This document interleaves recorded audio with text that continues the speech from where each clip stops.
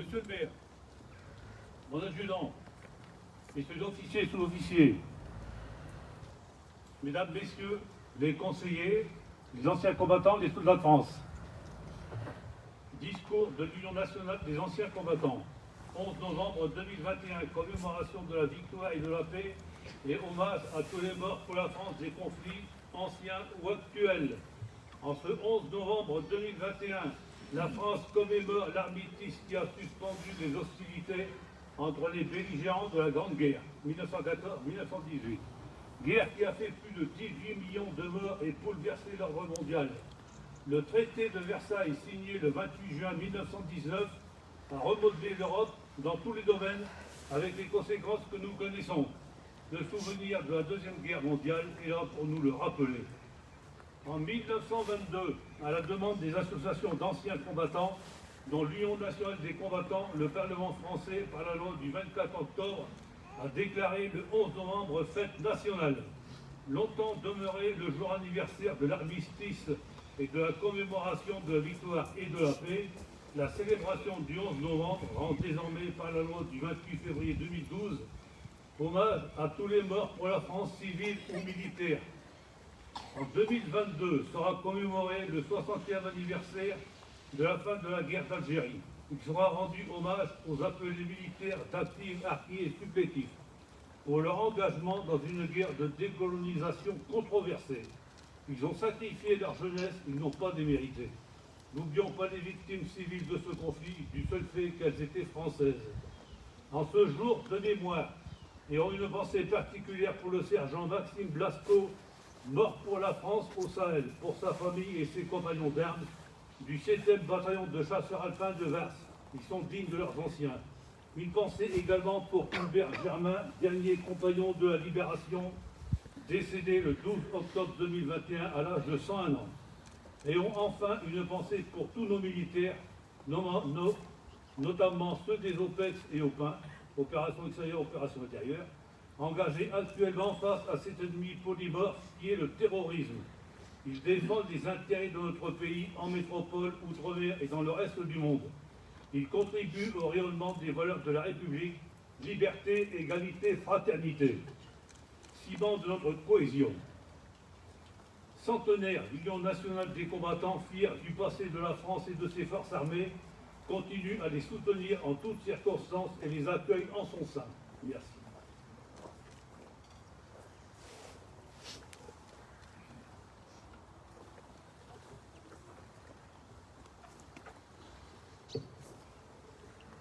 Merci, Monsieur le Président. Mes chers collègues, Mesdames, Messieurs, Messieurs les porte-drapeaux, Messieurs les anciens combattants, les enfants, merci beaucoup d'être présents à l'occasion de cette cérémonie commémorative de l'armistice du 11 novembre 1918, les enfants. 1918, c'est à vous que je voudrais m'adresser. Parce qu'on parle toujours du devoir de mémoire, et le devoir de mémoire, c'est vous qui allez le transmettre vous-même à vos enfants. Là, aujourd'hui, vos parents vous amènent ici et je les remercie de le faire parce que c'est justement vous qui êtes la courroie de distribution pour les générations futures. Et je remercie également toutes les personnes qui nous suivent sur la page Facebook de la ville. Vous voyez, on essaye de s'adresser non seulement à vous qui êtes ici présents, mais aussi à tous vos copains qui nous regardent, j'espère, sur la page Facebook de la ville de Vanbrochy. L'année 2020 nous avait largement contraints dans l'organisation de nos manifestations, en raison notamment de la limitation des jauges et des regroupements. Si cette année ne nous rend pas entièrement notre sérénité, cette année 2021, elle nous permet toutefois de nous réunir nombreux. Et je vous remercie vraiment, vivement, d'être présents à nos côtés, ici, pour célébrer la fin de la Première Guerre mondiale. Elle nous permet donc de nous réunir comme nous le faisons depuis tant d'années, pour nous souvenir et sacraliser la liberté sous toutes ses formes. Liberté, c'est le mot que je voudrais soulever aujourd'hui.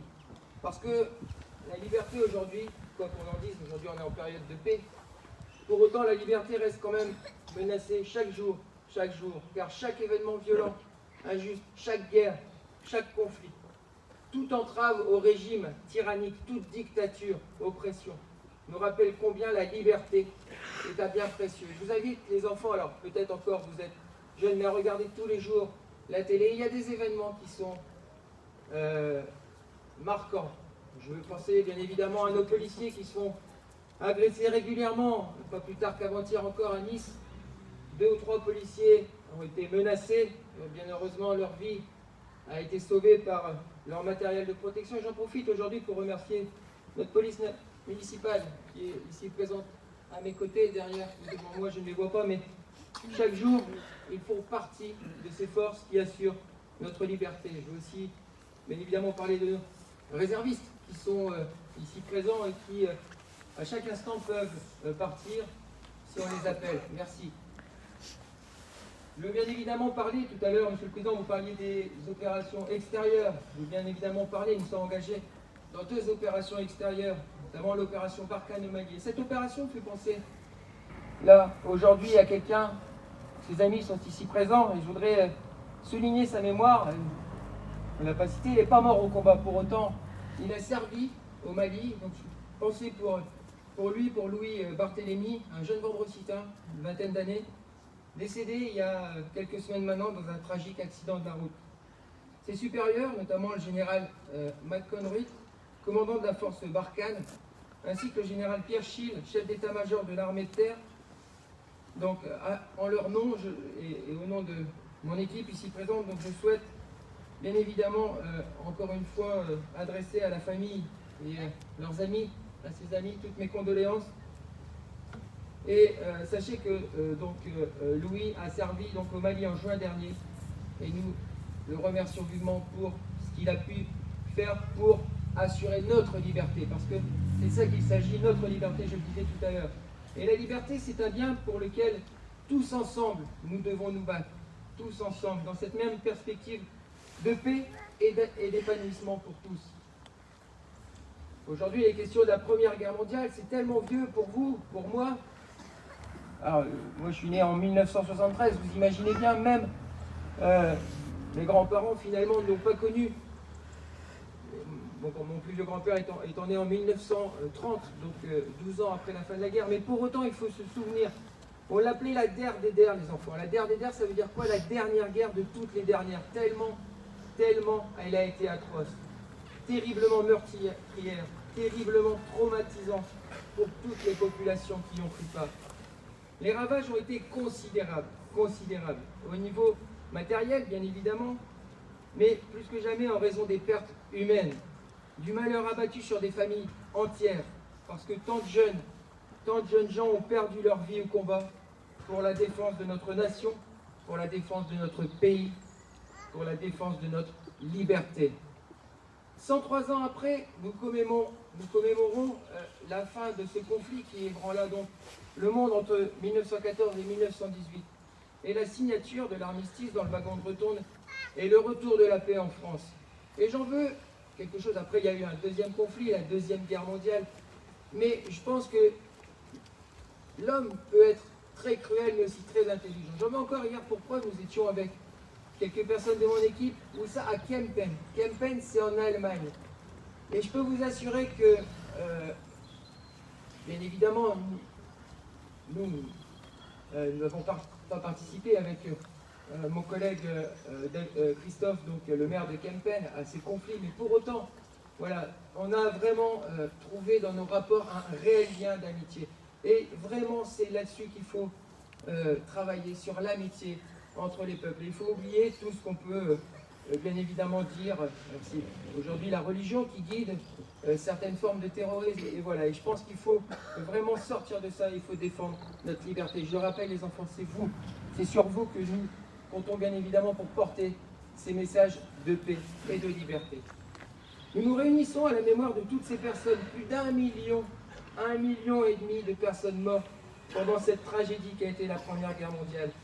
Celles et ceux qui n'ont jamais rejoint leur famille, ils partaient à la guerre, ils pensaient revoir leur papa, leur maman, ils pensaient revoir leurs femmes, leurs enfants, et ils ne revenaient pas.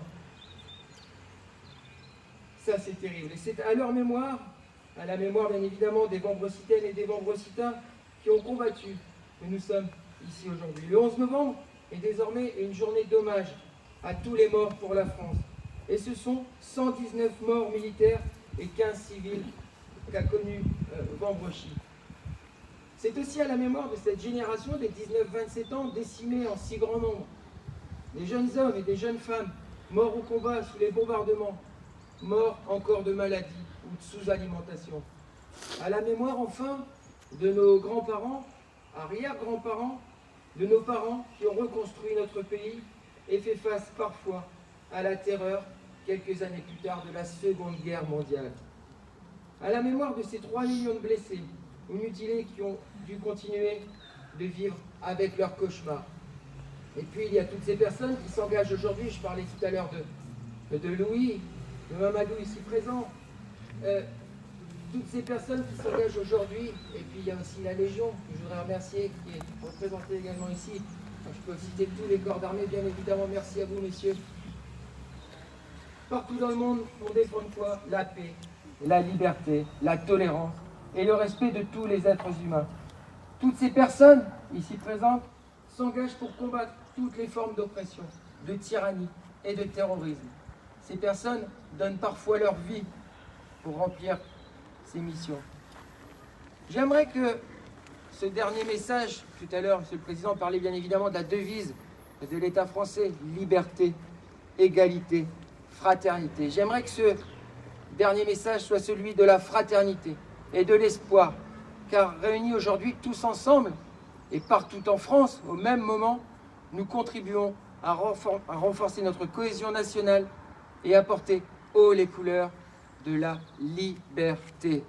Je cède maintenant la parole à Madame Galland qui va nous lire la lettre de notre ministre des Armées, Madame Darrieussecq. Merci.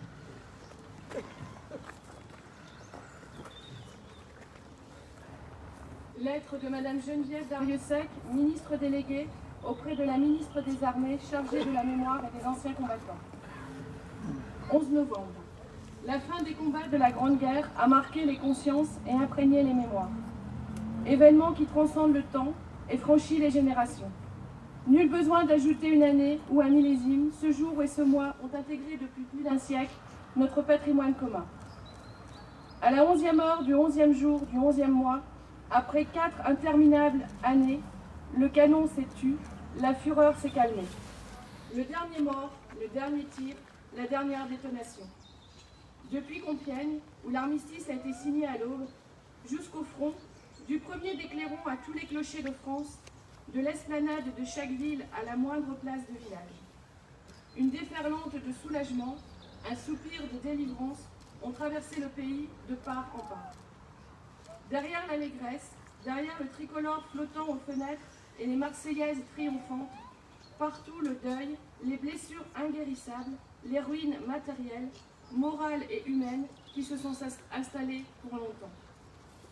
Des mères et des pères qui n'ont pas retrouvé leur fils, des fratries qui n'ont pas retrouvé leur père, des épouses et des époux qui ont perdu l'être aimé. Le pays est traversé par la sourde évidence que rien ne sera plus jamais comme avant.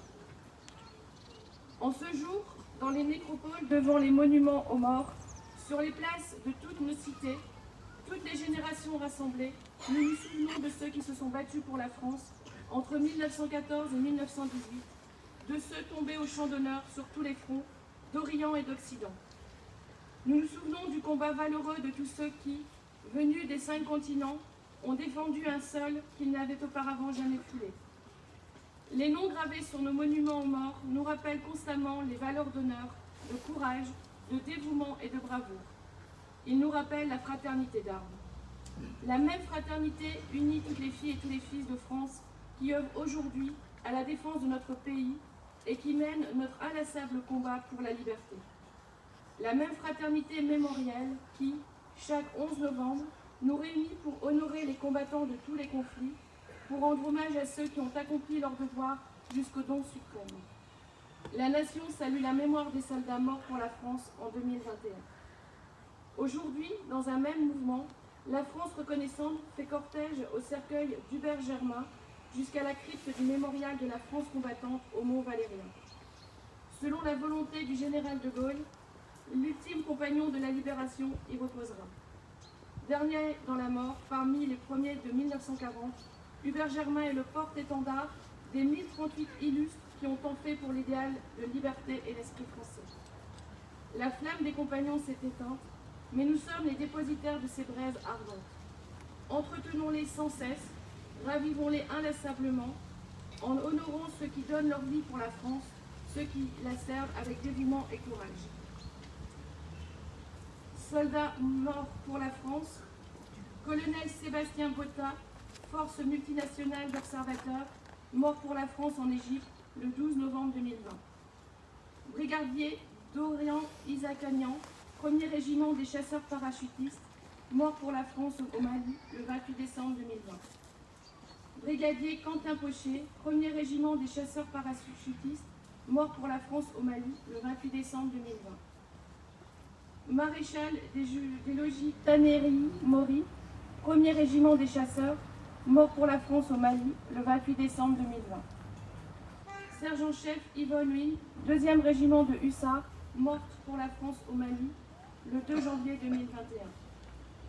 Brigadier-chef Loïc Rissier, 2e régiment de hussards, mort pour la France au Mali le 2 janvier 2021. Sergent Maxime Blasco, 7e bataillon des chasseurs alpins de Vars, mort pour la France au Mali le 24 septembre 2021.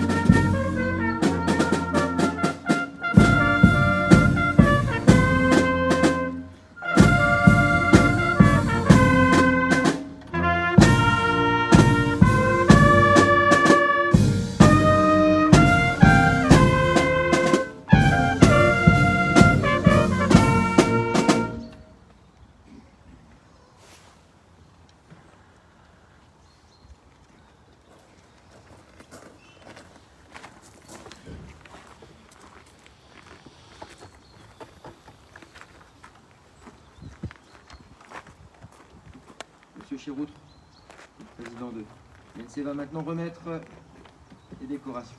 Monsieur Chiroutre. Je demande au récipiendaire, monsieur Claude Lemire et Charles Béniguel de bien s'avancer dans le monument mort, s'il vous plaît. Exact.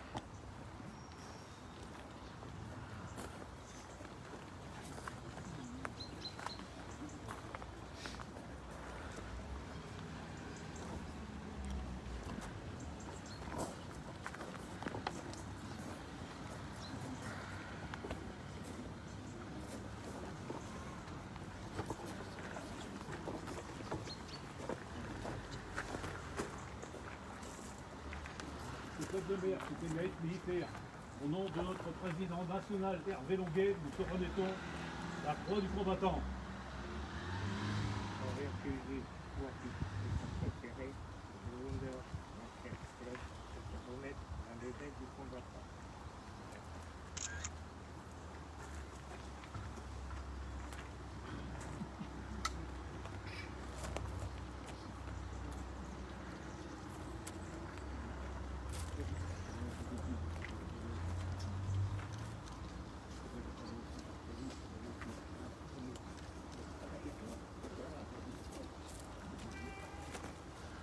Charles Bellingham, petit mérite militaire. Au nom de notre président national Hervé Longuet, nous te remettons la croix du combattant.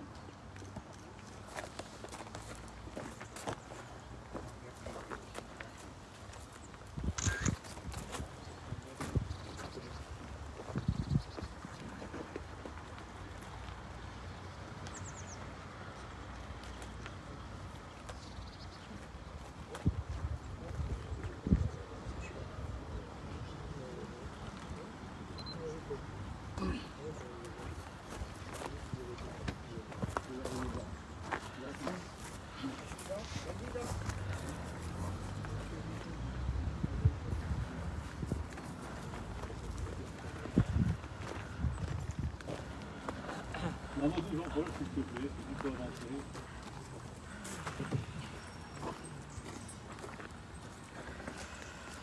Mamadou Jean-Paul, depuis plusieurs années maintenant, tu nous accompagnes dans toutes les commémorations patriotiques. Aujourd'hui, c'est avec joie et l'honneur que nous avons le plaisir de te remettre ta carte adhérent à l'Union nationale des combattants de Montbressy. Nous te souhaitons que d'autres jeunes comme toi suivent ton exemple et viennent renforcer les rangs de notre association.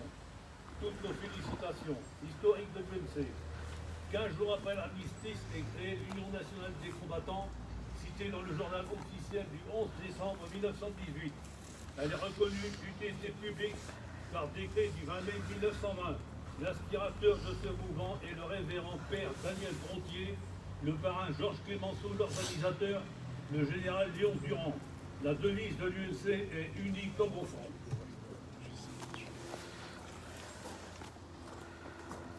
Félicitations.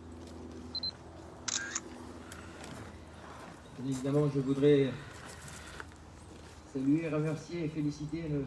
Van Belligen et M. le maire. Remercier encore nos forces vives qui servent la France et je rappelle les enfants, notre liberté. J'aimerais éventuellement que vous les saluiez ou les applaudissiez pour les remercier pour ce qu'ils font.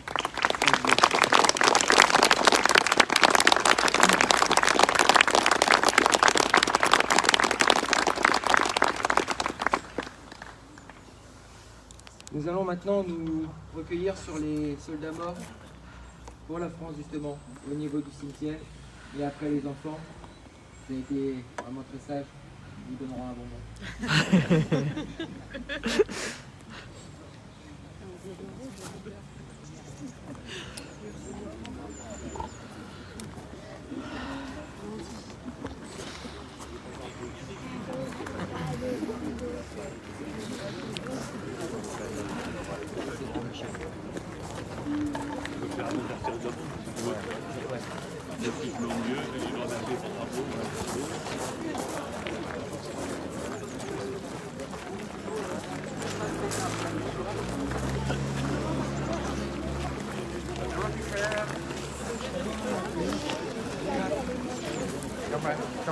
Comment dire maintenant?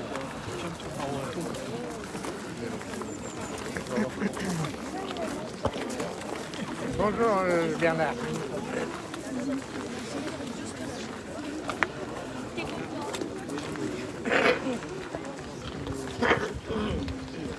Bonjour Pierre, comment?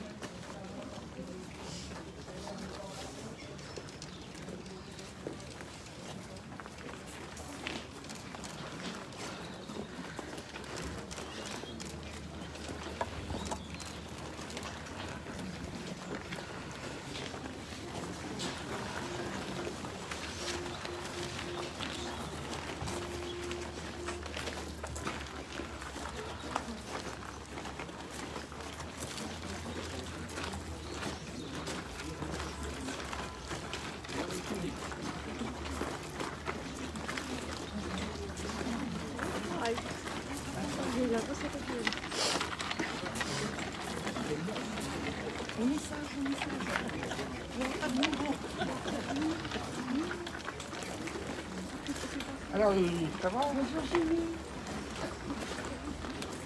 Ça va? Jacques, ça va? Mais c'est Jacques, c'est pas lui. C'est pour ça que c'est Jacques. C'est Jacques. Comment je me trompe? Comment je me trompe? Bon. C'est Jacques. Je le fais en plus.